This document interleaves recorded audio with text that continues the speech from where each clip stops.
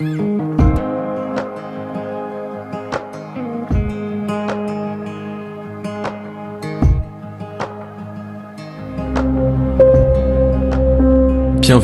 à Coram Deo. Ta famille, ta maison, ton église. Tout comme Jésus nous l'a appris, nous voulons vivre une vie d'amour, de solidarité, de compassion. Notre but, faire que Christ soit au centre de chaque famille. Et si tout ça commençait dans ta famille? Bienvenue à Coram Deo.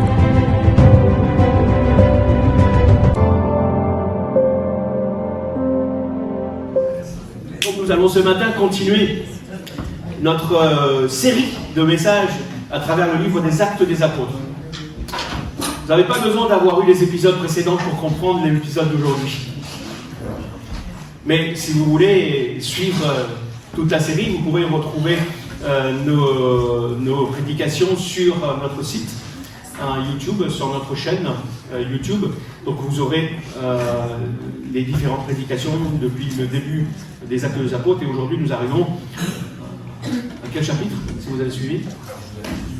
Chapitre 19. On va terminer le chapitre 18 et on va entamer le chapitre 19. Alors, quels sont ceux qui croient que Jésus-Christ est vivant? Je sais que vous l'avez proclamé ce matin, mais je vais le voir. Amen. Est-ce que vous croyez que le Saint-Esprit est toujours à l'œuvre à travers l'Église et à travers Coram Deo et à travers vos vies? Amen. Le livre des Actes est construit sur cette vérité. Luc a écrit le livre des Actes autour de cette vérité. Et vous savez ce que cette vérité, c'est ce que Jésus a dit lui-même dès le début du livre des Actes. On le retrouve, Luc le rapporte à la fin du livre de l'évangile, de son évangile, Luc, et au début, dès le premier chapitre du livre des Actes, il va reprendre la parole de Jésus qui dit « Le Saint-Esprit descendra sur vous. Vous recevrez sa puissance et vous serez mes témoins à Jérusalem, dans toute la Judée et la Samarie et jusqu'au bout d'Hermon. » Jusqu'aux extrémités d'Hermon. De là où ça a été dit, et Hermon, c'est l'extrémité du monde. Jusqu'au bout du monde. Donc c'est sur cette déclaration de Jésus que les témoins, que le chrétien est un témoin de Jésus-Christ, que les livres des Actes a été écrit. Pour nous montrer comment le Saint-Esprit agit à travers la vie des disciples de Jésus. Comment le Saint-Esprit agit à travers l'Église, le peuple de Dieu, le temple du Saint-Esprit, et comment, quelles que soient les circonstances, les persécutions, les souffrances, toutes les attaques contre les chrétiens de façon individuelle, contre l'Église dans sa globalité, contre l'Évangile, cette puissance de salut, rien n'arrête. Rien n'arrête tout cela. Est-ce que vous achetez des produits sur Internet ou en ligne? Quels sont ceux qui procèdent à ça? Oui? Pas trop, mais bon. Quand même, c'est assez pratique par moment, non? Je ne suis pas forcément fan de ça non plus, mais parfois je trouve ça assez pratique quand même. Mais je me suis aperçu qu'il y a beaucoup de gens, je ne sais pas vous, mais j'espère, lorsqu'on veut acheter quelque chose d'assez conséquent sur Internet, une des premières choses que l'on fait, c'est quoi? On compare les prix.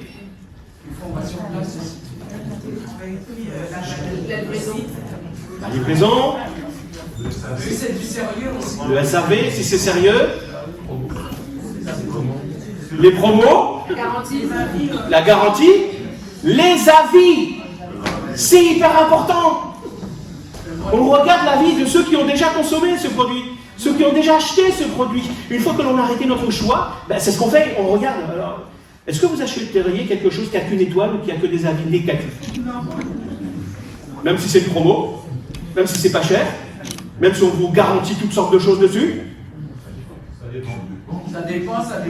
Si l'avis des gens, si, admettons, il y a 100 avis, et ces 100 avis sont négatifs, donc on met qu'une seule étoile, vous achèteriez quand même?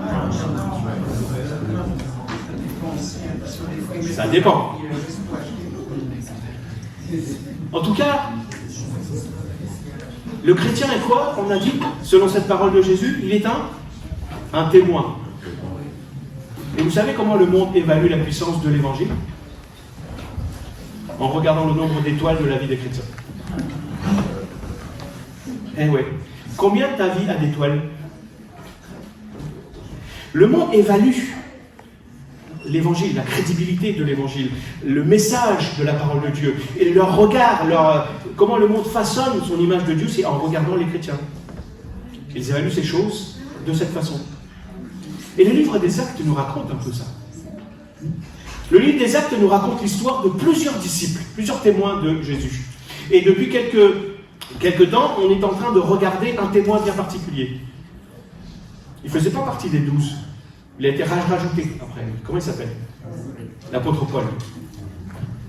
Donc le livre des Actes nous rapporte en fait ce que Dieu fait à travers la vie de Paul, dans cette deuxième partie du livre des Actes. Donc il nous raconte plusieurs voyages. Combien de voyages Paul a fait en tout? 3 voyages. Donc vous savez combien ça représente en kilomètres? Un peu plus de 16 000 kilomètres. Et Paul a implanté à peu près plus d'une vingtaine, à peu près une vingtaine d'églises, voire un peu plus. Et on l'a déjà suivi durant les 2 premiers voyages. Et ce matin, je vous invite à commencer le 3e voyage de l'apôtre Paul. Ce 3e voyage a duré de l'an 53 à 57 de notre ère. Et on retrouve ça donc vers la fin du chapitre 18 et jusqu'au chapitre 21. Voilà, après on le retrouve à Rome et jusqu'à la fin donc, du livre des Actes. Mais durant ce 3e voyage, Luc ne va pas décrire en détail comment les choses se sont passées. Les différentes villes où Paul a été, on nous dit simplement donc, qu'il a refait un parcours, on cite quelques villes, mais Luc va se concentrer sur ce qui s'est passé essentiellement dans la ville d'Éphèse. Vous savez, la ville d'Éphèse se trouve en Turquie actuelle, c'est l'Asie mineure, et la ville d'Éphèse était la 3e ville la plus importante de l'Empire romain, de l'Asie. Mais le problème des croyants de cette région-là, d'Éphèse, c'est que ces chrétiens étaient en fait des témoins, mais presque courageux. Ils étaient presque courageux. C'est pourquoi Paul va passer 3 ans. Vous imaginez 3 ans. C'est l'endroit où Paul a passé le plus de temps dans une ville, à Éphèse. Il va y passer 3 ans. Il va même monter une école biblique pour former des gens. Donc les chrétiens d'Éphèse étaient bien des croyants, mais il leur manquait la dynamique. Ils étaient presque dynamiques. Ils n'étaient pas tout à fait puissants. Et c'est le titre de mon message ce matin. Je ne sais pas si on peut le lancer. On a mis noir, qui est au fond. Après, je vais le faire. Voilà. On va rencontrer des chrétiens presque chrétiens, des croyants presque chrétiens, dans ce livre des Actes. Vous voyez le titre? Est-ce qu'il y a quelque chose qui vous choque dedans? C'est le presque. Vous savez ce que ça signifie ce mot presque? Il est utilisé avec prudence. On ne va pas utiliser n'importe comment ce mot presque. Ça signifie quoi? À peu près. Pas tout à fait. Ça se dit d'une chose qui n'atteint pas le degré qu'elle devrait, qui est censée atteindre. Mais on s'en rapproche. C'est comme si vous disiez, j'ai presque réussi. Ah oui. Je suis presque arrivé premier. Hein? Presque. Si tu dis j'ai presque réussi, ça signifie quoi? T'as raté. Mes frères, enfin ou plutôt, si vous dites à votre épouse ce que tu as fait est presque bon, je ne sais pas si vous allez avoir à manger au repas d'après. Si un jeune fiancé dit à sa fiancée, oh, tu sais, je te trouve. C'est pas tout à fait belle, mais presque. Vous croyez qu'ils vont se marier? Jésus va dire, Jésus lui-même, il va dire qu'il y a des croyants qui sont presque dans le royaume de Dieu. Presque. Ça, c'est triste. Hein? Ils ne sont pas tout à fait dans ce royaume. Presque ou pas tout à fait, en fait, ne doit pas faire partie. Et ne fait pas partie de la vie chrétienne. Et le message de ce matin nous rapporte en fait 4 exemples. Je vais prendre 4 exemples de croyants qui vivaient presque la vie chrétienne. N'essayez pas de voir qui ça vous fait penser. Hein? Parce que c'est souvent comme ça. Lorsqu'on entend quelque chose, on se dit, ah tiens, ça me fait penser à tel. La parole de Dieu nous parle à nous. Amen. Donc, je vais vous inviter à commencer cette lecture, donc de voir comment sont ces croyants presque chrétiens. Donc, le chapitre 18, verset 23. Après y avoir passé un certain temps, donc à Philippe et tout ça, donc il repartit, vous vous rappelez, quand Luc s'était joint à l'équipe de Paul, le voyage missionnaire, comment il décrivait les choses? Avec nous. Maintenant, il est écrit quoi? Il. C'est-à-dire, Luc est resté à Philippe, et l'équipe de Paul est partie. Ok? Mais il va quand même continuer à raconter l'histoire, parce que Paul lui a rapporté, etc. Donc, il repartit et parcourut de lieu en lieu la région galate de la Phrygie. Donc, il nous explique que Paul a repris un petit peu plusieurs villes, mais il ne va pas rentrer dans les détails. Et qu'est-ce que Paul va faire? Il va affermir tous les disciples dans la foi. Un juif nommé Apollos, originaire d'Alexandrie. Alexandrie, c'est une grande ville en Égypte, hein, c'était la deuxième plus grande ville romaine. Donc, était arrivé à Éphèse. C'était un homme très éloquent, qui connaissait très bien les Écritures. Il avait été instruit dans la voie du Seigneur et parlait avec enthousiasme de Jésus. L'enseignement qu'il apportait sur lui était d'une grande exactitude. Mais il ne connaissait que le baptême de Jean. Il se mit donc à parler avec assurance. Quand il faut tourner, vous me le dites. Hein. C'est bon, Noël a fait. Ah, super. Donc, il se mit donc à parler avec assurance dans la synagogue. Quand Priscille et Aquilas, sont des collaborateurs de l'apôtre Paul aussi, c'est un couple de missionnaires aussi. Donc, quand Priscille et Aquilas l'eurent entendu, donc Apollos, ils le prirent avec eux et lui expliquèrent plus précisément la voie du Seigneur, la voie de Dieu. Comme il avait l'intention de se rendre en Achaïe, donc Apollos, donc les frères de l'église qui étaient là, l'y encouragèrent vivement et écrivirent aux disciples de Corinthe de lui faire bon accueil. Dès son arrivée là-bas, il fut par la grâce de Dieu d'un grand secours pour les croyants, car il réfutait avec vigueur en public les arguments des Juifs et démontrait par les Écritures que Jésus est le Messie. Amen. Amen. On rencontre ici pour la première fois Apollos. On entend parler de lui. C'est un homme exceptionnel, à différents égards. Il venait donc d'Alexandrie, qui était la deuxième ville la plus importante de l'Empire romain, donc Alexandrie qui se trouve en Égypte. Apollos connaissait bien les textes de l'Ancien Testament. Il était en mesure donc, de les enseigner avec éloquence, avec autorité, donc ça veut dire avec exactitude. Il était précis dans sa présentation du message. Le seul problème, parce qu'un problème, il y a un mais dedans. Le seul problème était que cet homme, qui était enthousiaste, il a lancé un message incomplet. Un message qui n'était pas complet. Vous en êtes rendu compte en lisant ce passage? Son message n'allait pas au-delà du ministère de Jean-Baptiste. Il ignorait en fait ce que signifiait vraiment la croix, la résurrection, la venue du Saint-Esprit, la puissance de la Pentecôte. Il était zélé, mais il manquait de connaissances spirituelles. Apollos était un presque connaissant. Presque, pas tout à fait. Il connaissait certaines choses, mais ce n'était pas tout à fait ça. Son message n'était pas complet. Je pense qu'il est important de rappeler, surtout à l'époque où nous vivons aujourd'hui, de rappeler l'importance de la connaissance et d'une bonne connaissance de la parole de Dieu.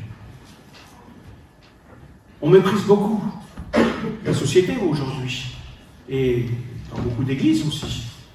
On privilégie plutôt l'émotivité, le ressenti, plus que la connaissance.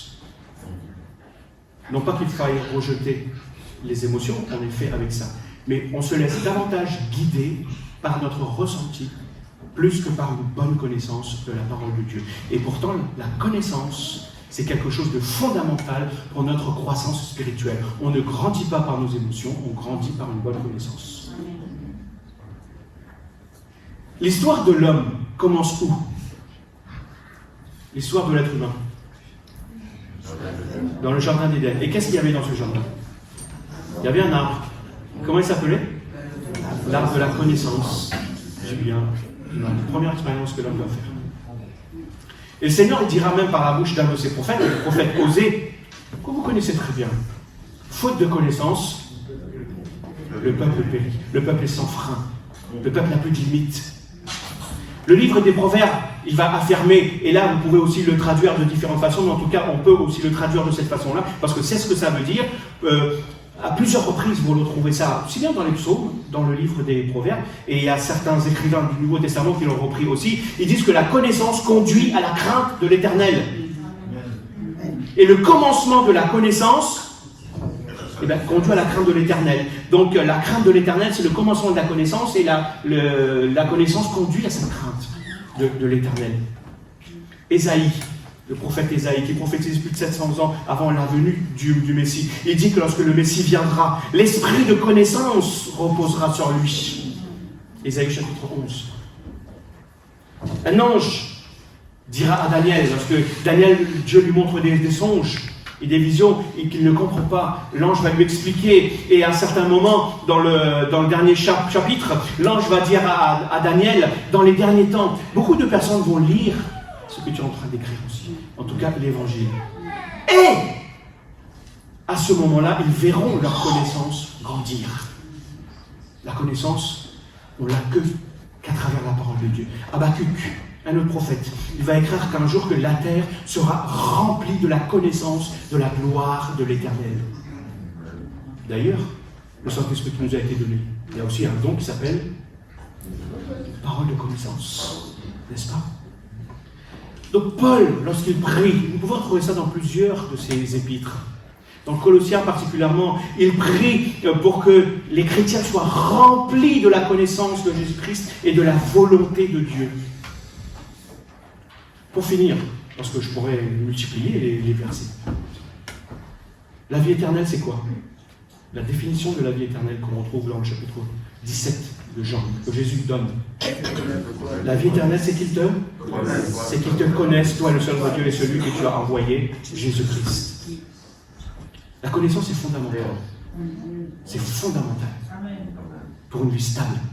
C'est fondamental à l'évangile et même dans notre vie, dans la vie du chrétien. En fait, Dieu ne cherche pas des gens qui se confient en lui si vous ne le connaissez pas. Est-ce que vous ferez confiance à quelqu'un que vous ne connaissez pas? Non. Je ne vous encourage pas à le faire.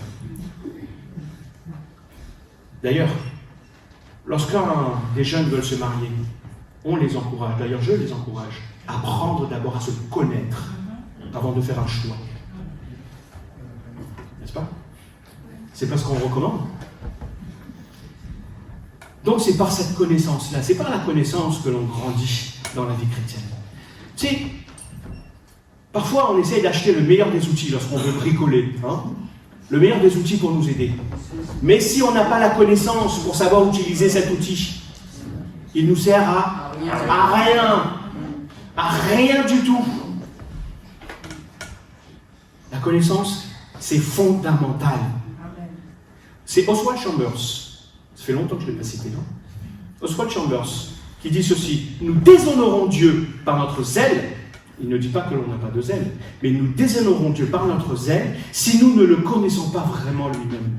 Vous pouvez avoir tous les zèles que vous voulez, mais si vous ne connaissez pas Dieu.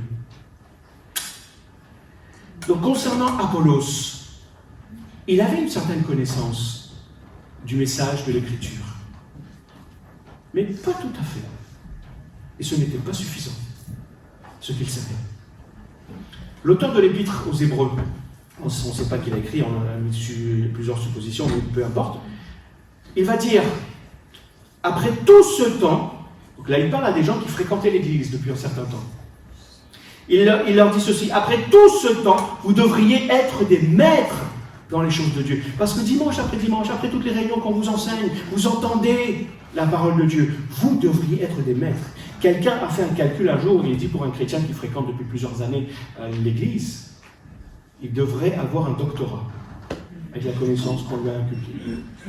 Vous imaginez? Est-ce que c'est le cas?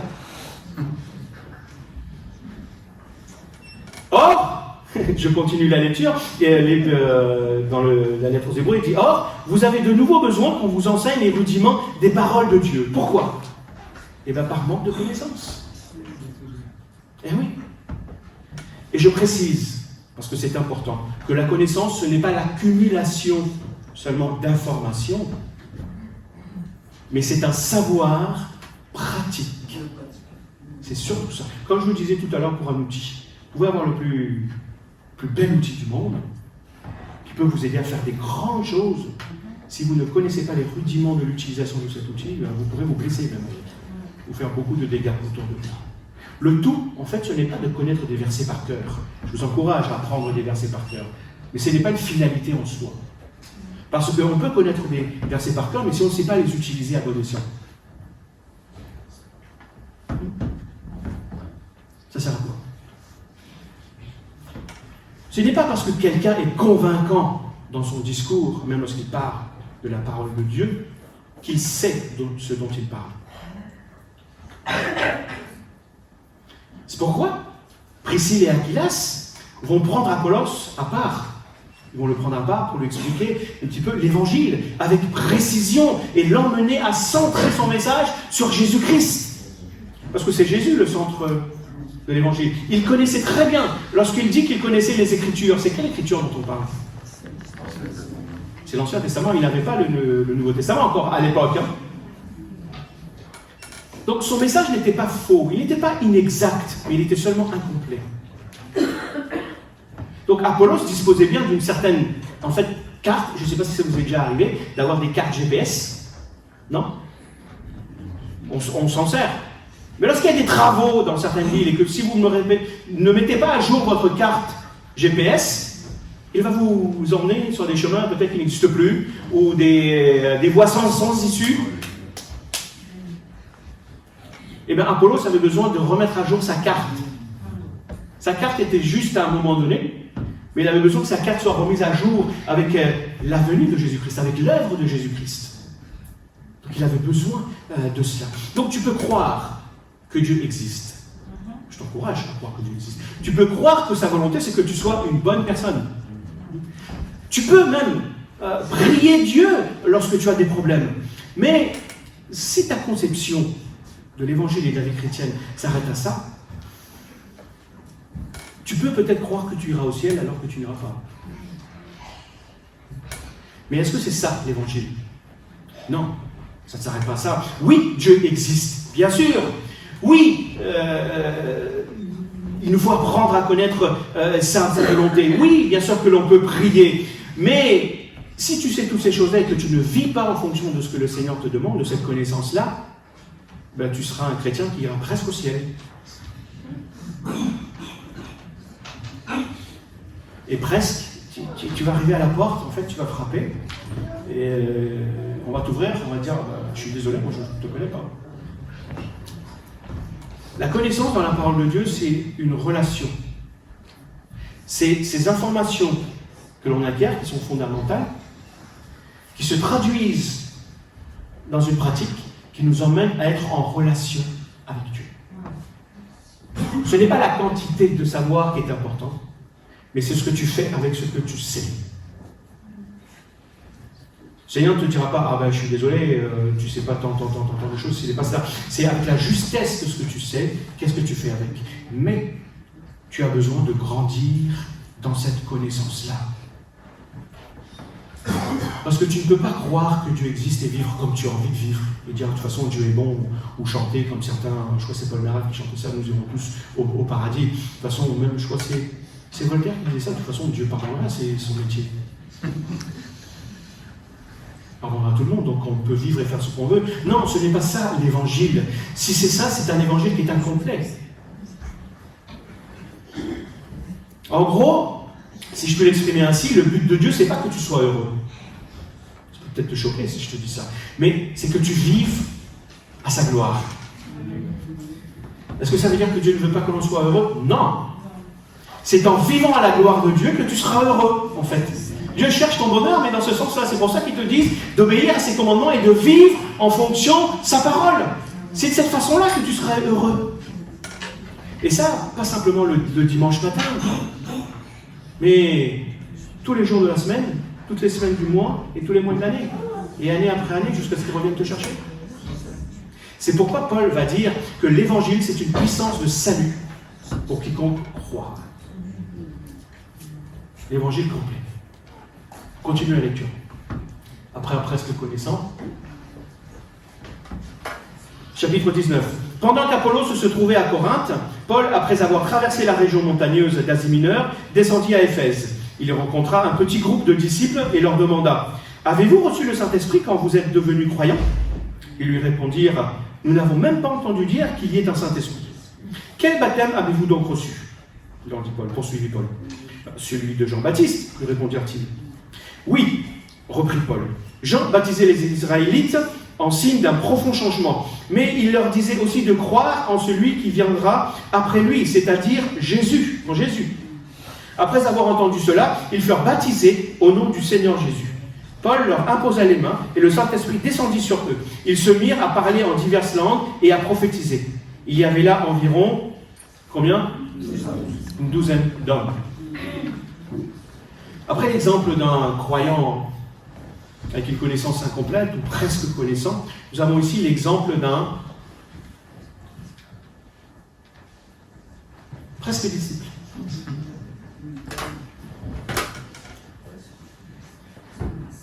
En fait, des chrétiens non régénérés. Tu crois que ça existe? Des chrétiens non régénérés? Alors là, je m'adresse peut-être à tout le monde. Est-ce que vous savez ce que c'est qu'un oxymore? Les jeunes, là, les lycéens, les enseignants ou même d'autres. Vous savez ce que c'est qu'un oxymore?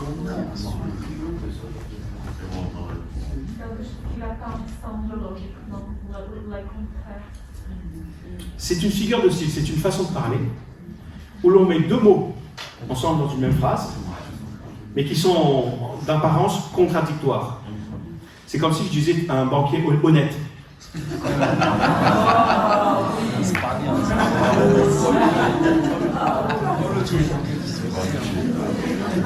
Non, vous voulez d'autres exemples? Un silence assourdissant. Une douce violence. Un chrétien non né de nouveau. Ce sont des choses impossibles. Ça va pas ensemble. Bon, il fallait bien détendre l'atmosphère. Je dis pas que tous les banquiers sont malhonnêtes. Hein, c'est pas Ces gens avaient l'apparence en fait de chrétiens, mais il leur manquait quelque chose là dans le texte que l'on a vu. C'est-à-dire l'œuvre du Saint-Esprit dans leur vie. Mon image va peut-être être très terre à terre, encore une fois, ou très limitée. Vous allez me dire, encore, tu penses au ventre. En fait, c'est comme si on voulait faire un pot-au-feu. Vous savez ce que c'est un pot-au-feu? Oui. Il y a quoi dans le pot-au-feu? Des carottes. Vous avez raison. C'est comme si vous vouliez faire un pot-au-feu sans mettre de la viande. Sans viande. Vous avez quoi à la fin? Un bouillon de légumes. Un bouillon de légumes. C'est plus un pot-au-feu. Je ne dis pas que c'est mauvais, hein. Mais vous n'avez pas un pot-au-feu. Donc ces gens-là, c'était en fait des chrétiens non régénérés. C'est un peu dans ce sens-là. En fait, c'est juste une personne. C'est quoi un chrétien non régénéré? C'est une personne avec des croyances. Et Paul, justement, va s'en apercevoir. Et il va les questionner. Il va questionner ces gens pour s'assurer vraiment qu'il n'y ait pas de fausses assurances du salut. Il ne faut pas donner aux gens les fausses assurances du salut. Est-ce que vous avez... Paul va leur dire, en gros, il va leur poser des questions que je traduis, que je vous pose aussi à vous. Hein, mais ne répondez pas, hein, ce sont des questions rhétoriques, mais ça vous interpelle. Mais est-ce que vous avez reçu, en fait, vous vous dites chrétien, hein, Paul va leur dire, vous dites croyant. Est-ce que vous avez expérimenté une transformation radicale quand vous avez accepté Jésus dans votre vie? Est-ce que votre désir d'honorer Dieu a grandi plus qu'avant? Est-ce que vous avez le désir d'obéir à la parole de Dieu, même si cela ne correspond pas du tout à ce que vous pensez? Est-ce que votre amour pour les autres a augmenté depuis que vous avez accepté Jésus dans votre vie? Est-ce que vous avez des combats intérieurs contre le péché que vous n'aviez pas avant d'accepter Jésus dans votre vie? Est-ce que vous avez l'assurance quand vous priez que Dieu vous écoute, plus qu'avant? Est-ce que vous avez un esprit de reconnaissance envers Dieu pour ses bontés qui se manifestent jour après jour? Est-ce que vous êtes engagé dans une église au service des autres? Est-ce que Jésus est votre plus grand bien? En fait, ce sont toutes ces questions que Paul, j'imagine, aurait pu poser, qui sont valables aussi, que l'on peut se poser. En fait, Paul va réaliser que ces gens n'ont pas le Saint-Esprit, qui est la manifestation du Saint-Esprit, cette puissance, le baptême du Saint-Esprit, qui est l'un des fruits, des dons de l'Esprit. En fait, aucun chrétien ne peut répondre oui à toutes ces questions que je viens de vous poser. Aucun. Personne d'entre vous ici, ni même moi non plus, on peut répondre oui à toutes ces questions. Non. Mais le problème ne se trouve pas là. Ce n'est pas le fait de répondre oui ou non à toutes ces questions, mais il doit y avoir des signes et des preuves de la grâce de Dieu, donc de l'œuvre du Saint-Esprit, dans la vie de quelqu'un qui est né de nouveau.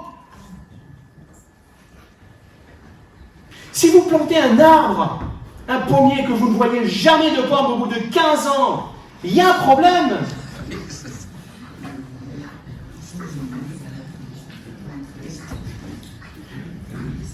Quand je parle de ça, souvent on me dit « Ouais, mais tu ne peux pas savoir, tu ne peux pas lire dans les cœurs, toi. » Heureusement que je ne peux pas lire dans les cœurs. Eh oui, heureusement. Dieu seul peut lire dans les cœurs. Mais Jésus, qu'est-ce qu'il a dit? On peut voir un arbre à ses fruits. Et ça, on accepte moins quand on nous le dit en tant que chrétien.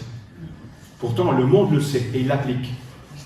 Le monde sait, sans vous connaître, en regardant simplement ce que vous mangez, ce que vous achetez, ce que vous lisez, vos loisirs, ils peuvent vous décrire de façon très juste et vous cibler par des publicités. Alors, après ça, on vient de me dire que ben non, on ne peut pas lire dans les cœurs et voir les fruits d'un chrétien en lui disant « Écoute, là, ça va pas. Tu ne peux pas savoir ce qu'il y a dans mon cœur. » Non, je ne peux pas savoir, mais je peux voir les fruits que ça porte.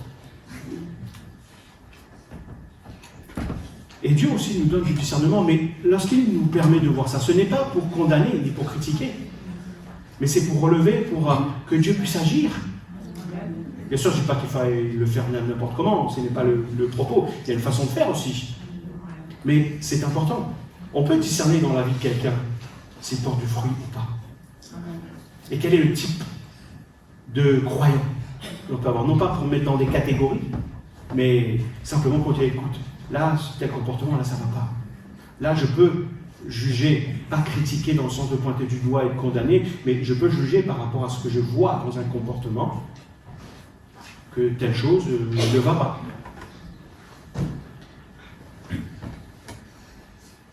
Donc, il doit y avoir des signes et des fruits. Donc, Paul n'avait pas vu donc ces fruits dans la vie de ces gens-là. Ces gens étaient peut-être les premiers convertis d'Apollos. Vous savez, Apollos, donc, qui avait parlé, il avait parlé de ses écritures, donc de l'Ancien. Donc, ces gens, ils se disent, nous, on nous a simplement entendu parler que de l'évangile de Jean-Baptiste, entre guillemets, donc du message de Jean-Baptiste. Ils avaient reconnu leurs besoins, certainement, de Dieu, mais ils ne comprenaient pas pleinement ce que Jésus avait accompli, et surtout la nécessité de se confier à Jésus pour être sauvé. On peut connaître plein de choses sur l'évangile, mais tant qu'on ne passe pas à la pratique. Donc, Paul va leur expliquer que, justement, que le baptême de Jean, c'était une préparation. C'était un baptême de repentance qui annonçait la venue du Messie promis. Alors que le baptême au nom de Jésus témoigne de l'œuvre accomplie par Jésus à la croix et sa résurrection victorieuse, et du fait qu'il revient bientôt nous chercher, et c'est ça notre espérance. Donc ce petit groupe-là de croyants pensaient certainement qu'ils étaient des chrétiens, mais ils n'avaient pas expérimenté la régénération qui fait d'une personne un disciple de Jésus. Donc après l'explication de Paul, ils furent baptisés au nom de Jésus.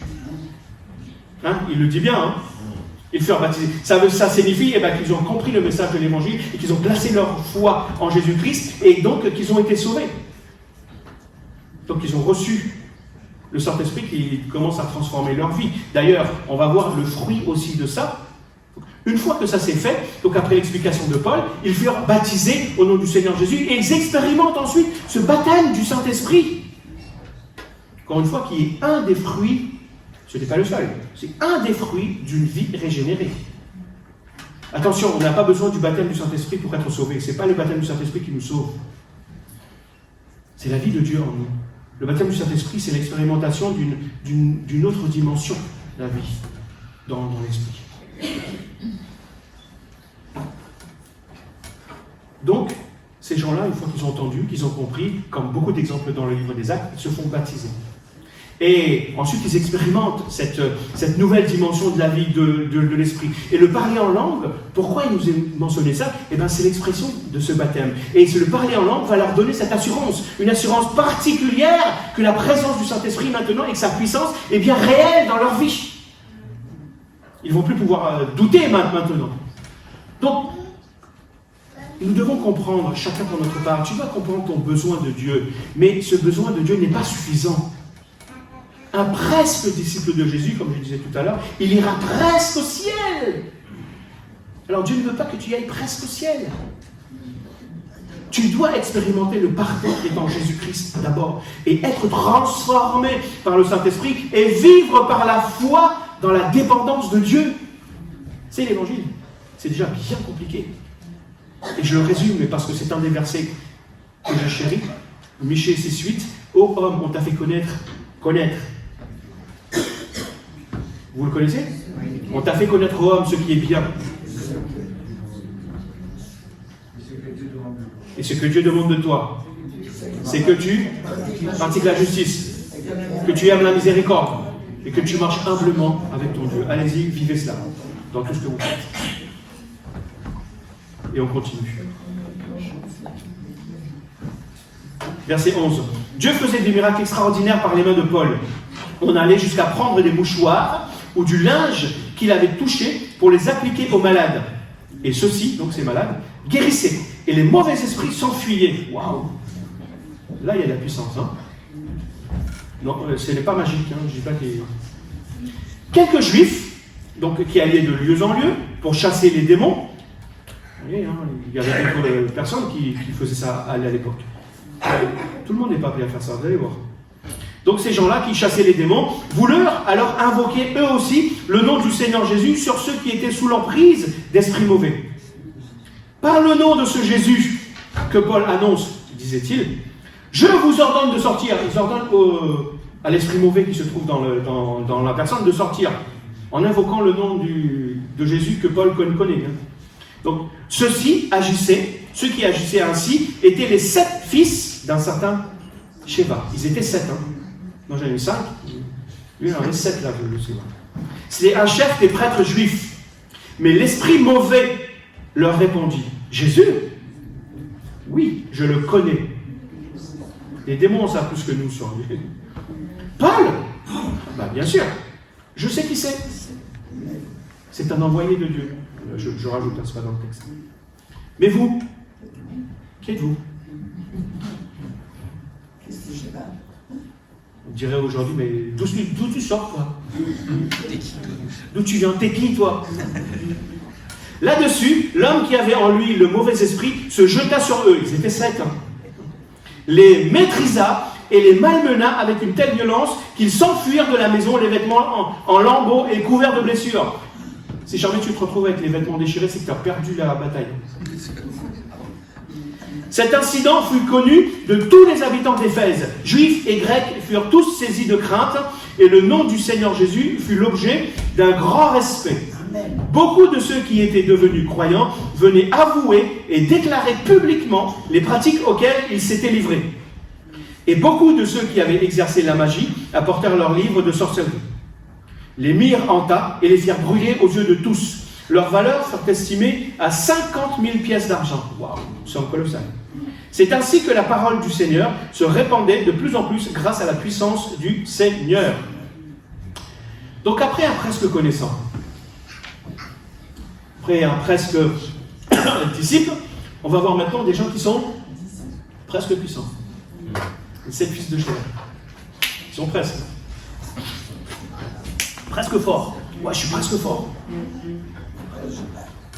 La puissance du Saint-Esprit est fondamentale dans la vie d'un chrétien.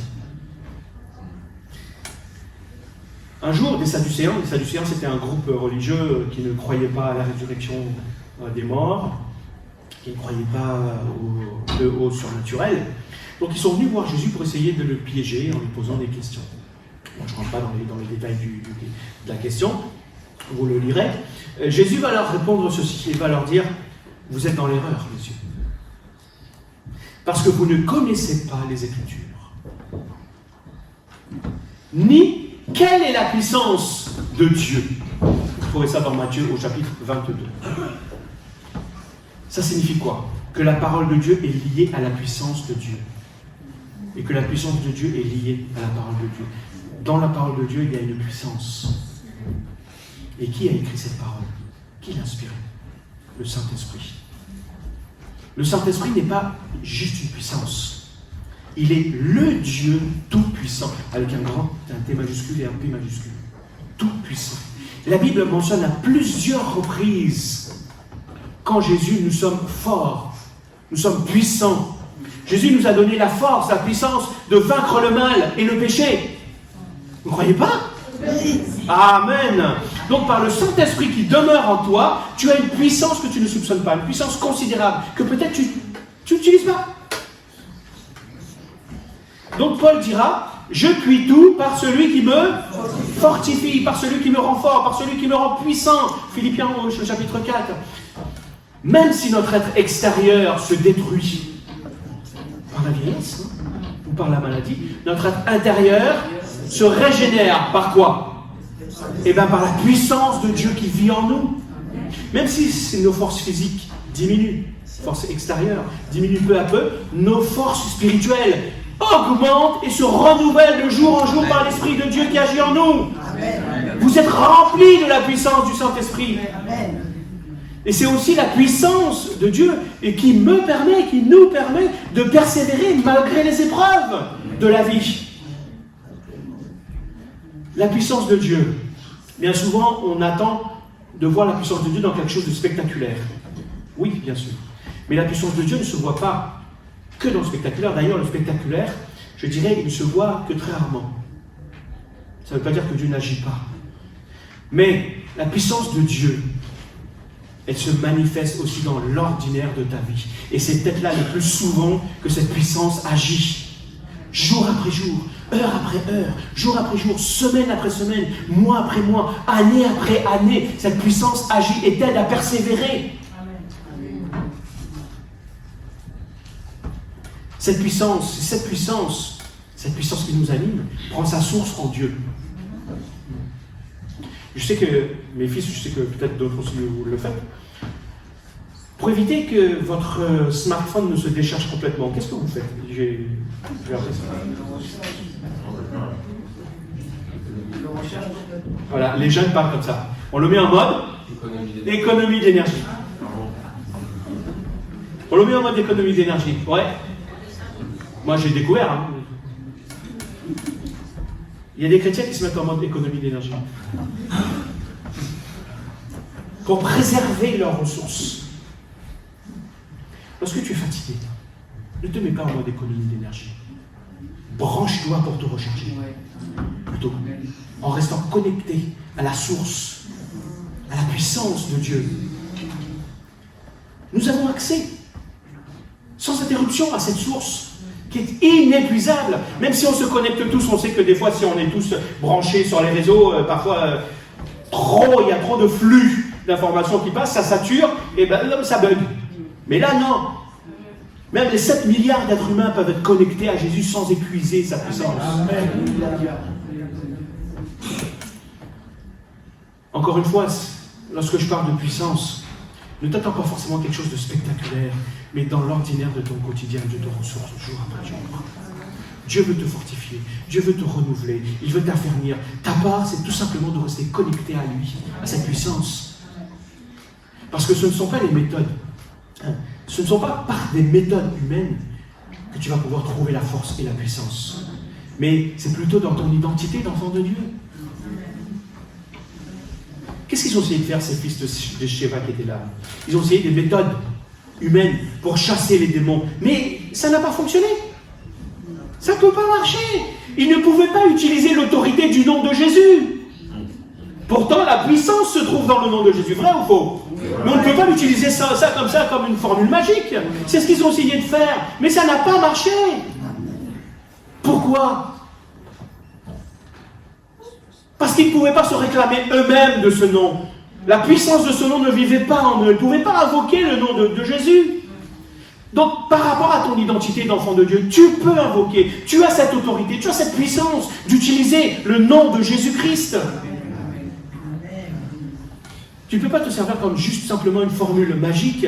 Lorsque tu es uni à Jésus, le Saint-Esprit te donne cette autorité. Parce que tu es un enfant de Dieu. Et c'est ça ton identité. Donc, si je suis puissant dans ma vie, ce n'est pas par mes propres forces. Et je ne peux pas me vanter lorsque je réussis dans quelque chose. Mais c'est par la puissance du Saint-Esprit qui agit en moi. Ces hommes n'avaient pas compris cette vérité. Ils n'avaient pas expérimenté non plus de façon concrète dans leur vie. Et dis-toi que Jésus n'est pas venu pour accomplir des choses spectaculaires dans ta vie, mais pour t'offrir la vie éternelle. Et la puissance de cette vie se manifeste concrètement dans la vie. Dans ta vie au quotidien. Et cette puissance-là, elle s'est manifestée dans la vie de certaines personnes qui avaient des pratiques occultes. Des sorciers, des marabouts, on pourrait le dire aujourd'hui, des satanistes. Pourtant, cette puissance-là a transformé leur vie. Ils ont renoncé à leur ancienne vie et ils ont pris position publiquement. Ils mettaient leur vie en danger en faisant cela. Mais ils ont publiquement pris position pour le nom de Jésus-Christ au milieu d'une ville qui était un haut lieu de la magie et de la sorcellerie à l'époque. Et c'est par la puissance de cette transformation qui est en Jésus-Christ qu'ils ont pu pratiquer cela. Si tu es lié à certaines choses dans ta vie, la puissance du Saint-Esprit peut te libérer. Même les puissances occultes. La puissance du nom de Jésus est plus forte que cela. Et vous savez, il y a 50 000 pièces d'argent. On parle de 50 000 pièces d'argent. Vous savez ce que ça représente aujourd'hui? 50 000 pièces d'argent, ça représente 150 années de travail d'un ouvrier. Le salaire journalier d'un ouvrier de l'époque. 150 ans de travail. Si je le transpose, je fais un petit calcul simple. Allez, on va partir du salaire le plus bas. C'est le SMIC. Il est à 1300, je crois, euros net. Si je multiplie ça par 150, par 12 d'abord, et puis par 150, on arrive à 2 300 000 euros que ces gens ont ramené sur le truc là. Ils n'ont pas calculé le prix. Ils ne sont pas dit, servir Dieu, c'est ça, là, c'est trop dur, ça me fatigue. Ils n'ont pas calculé à la dépense lorsqu'ils se sont investis, parce qu'ils ont pris position pour Dieu. Et le service, c'est ça aussi. Est-ce qu'on est prêt à faire ce type de sacrifice dans le service? Ils ne sont pas dit, on aura moins à manger, on aura des problèmes. Ils ont professé le nom de Jésus et il ne nous a pas dit qu'ils ont eu des problèmes par la suite. Je veux dire, Dieu a été présent même dans leurs problèmes. Ces croyants n'ont pas calculé le prix que cela allait leur coûter de se positionner pour l'évangile. Ils se sont repentis, se sont détournés de leurs péchés. Et c'est la puissance de cette vie-là qui transforme. Et quand Jésus transforme ta vie, il te donne aussi le désir de changer et la force de le faire. Ça, c'est surnaturel. Si vous ne le croyez pas, essayez de regarder un gars qui ne paye pas de mine. Et le jour où vous le voyez bien super singulier, coiffé, tout rasé, se parfumer, vous allez vous dire, oh là, il y a un truc qui a changé. Il y a quoi? On soupçonne quoi? On soupçonne qu'il y a une fille là-dessous. Beaucoup de fois. Parce que même pour le travail, maintenant, on ne prend pas autant de soin pour aller passer un entretien le matin. Mais, c'est un garçon ou c'est une fille là-dessous, voilà, on va se faire le plus beau possible. Vous voyez là, Quand on est passionné de quelque chose, comment ça peut nous transformer? Si tu aimes Dieu, la puissance qui habite en toi va transformer ta vie. Ça, c'est vrai. Et je termine. Après cette époque, la voix du Seigneur fut l'occasion de troubles sérieux à Éphèse. Vous voyez, quand tu prends position pour Dieu, ça ne va pas plaire, automatiquement. Et ce n'est pas nouveau. Un bijoutier nommé Démétrius, un quartier de l'époque, nommé Démétrius, fabriquait de petits temples d'Artémis en argent et procurait aux artisans de sa corporation des gains considérables. En fait, c'est un peu comme, vous savez, quand vous allez au Trocadéro, là, vous avez des petites tours Eiffel qu'on vous vend. Ces gens-là étaient des commerçants, des fabricants de ça, des petites statuettes, des petits temples d'Artémis, et ils les vendaient, et ça marchait très très bien. Donc ces gens-là, donc un de ces chefs-là, il leur dit « Mais mes amis, vous savez bien que nous devons notre prospérité à l'exercice de notre métier. Or, vous voyez ce qui se passe, ou vous en entendez parler, non seulement à Éphèse, mais dans presque toute la province d'Asie. » Le témoignage de l'Évangile a été répandu, c'est venu jusqu'à leurs oreilles, c'est fort ça. Ce Paul a remué de grandes foules. Qui était ce Paul? Quelqu'un d'animé de la puissance de l'Esprit. Il les a persuadés que les divinités fabriquées par des mains d'hommes ne sont pas de vrais dieux. Ce n'est pas seulement notre corporation qui risque d'être discréditée, mais le temple de la grande déesse Artémis lui-même pourrait y perdre toute sa renommée. Toute l'Asie et le monde entier adorent cette déesse et il n'en faudrait pas beaucoup pour qu'elle soit discréditée. Elle était presque en discrédit. Donc à ces mots, les auditeurs devinrent furieux et se mirent à scander « Grande est l'Artémis d'Éphèse !» Bientôt, toute la ville fut en effervescence. Donc après avoir vu les presque connaissants, les presque disciples, les presque puissants, maintenant on va avoir affaire à quoi? D'après vous?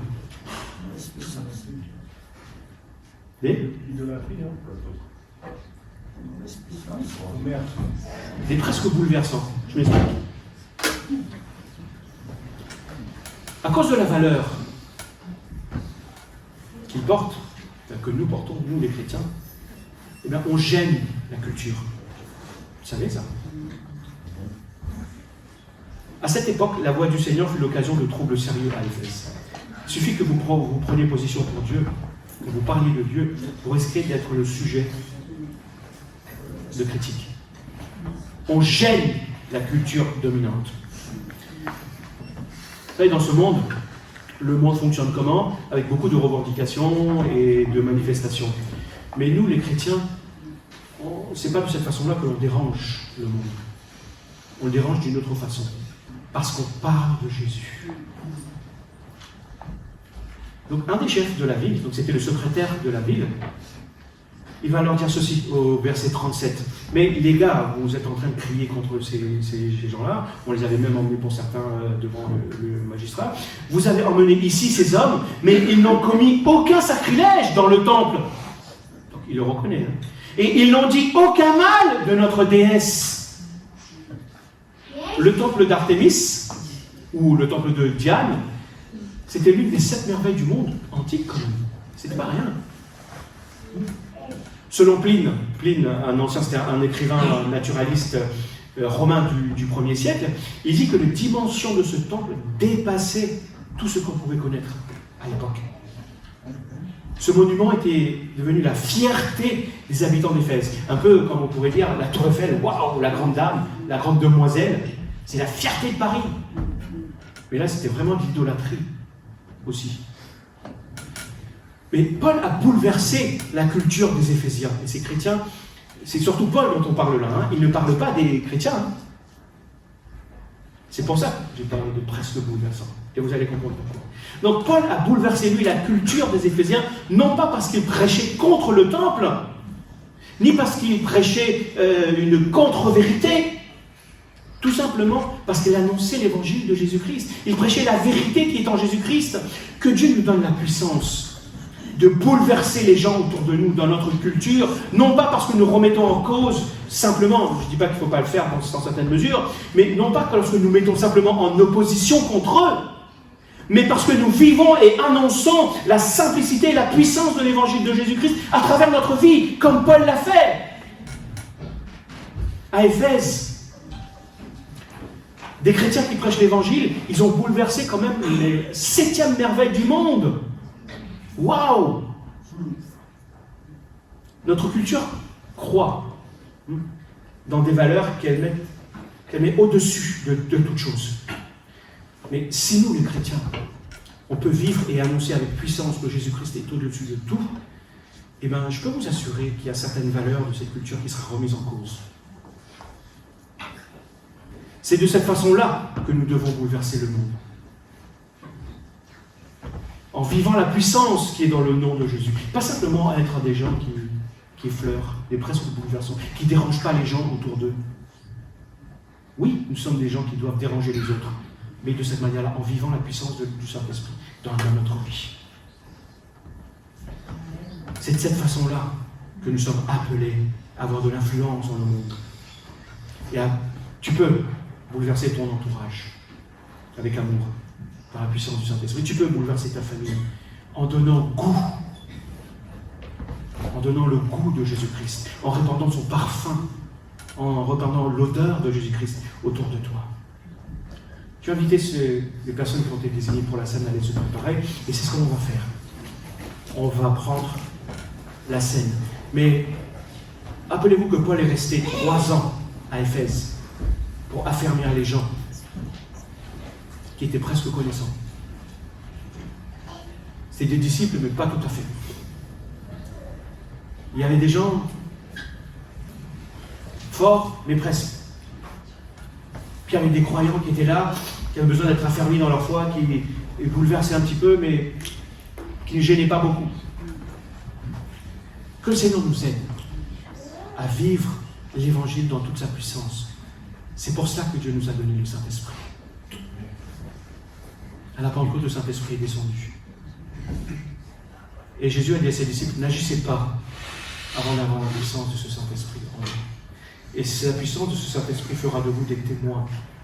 Non pas des presses témoins, mais des témoins puissants de l'Évangile dans le quotidien, dans l'ordinaire du quotidien. Et c'est de cette façon-là que nous sommes appelés à avoir de l'impact dans notre culture pour la gloire de Dieu. Et quoi qu'il arrive, que ce soit persécution, souffrance, discrimination, etc., rien n'arrêtera le témoignage et la puissance de l'Évangile. Vous le croyez? Parce que le Saint-Esprit agit à travers nous par sa puissance. Et rien ne peut égaler sa puissance. Amen. Je vous invite à prier ensemble.